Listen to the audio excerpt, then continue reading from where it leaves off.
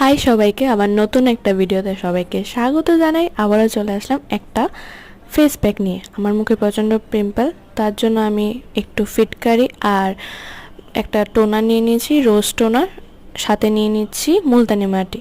আর মুলতানি মাটি আমার শেষের পথে একদমই দেখছো, তাই আমি নিয়ে নিয়েছি চন্দন পাউডার। খুব ভালো ইউজ করে। আমার একটু টোনারটা বেশি হয়ে গেছে, তাই দেখো কি সুন্দর আলতা, দুধে আলতার কালার চলে এসছে। এই দেখে নাও আমার পিম্পলগুলি, এগুলি আমাকে কমাতেই হবে। এনি হাও 5 দিনের মধ্যেই কমাতে হবে। আমি ট্রাই করবো 5 দিনের মধ্যেই কমাতে। দেখো আমি লাগিয়ে ফেলেছি স্নানের আগে। আমার মুখটাকে ইগনোর করে দাও, কারণ কি আমি তেল দিয়ে চুপচুপ করে রেখেছি মুখটা। আর এটা আমার স্নানের পরে রেজাল্ট দেখে নাও।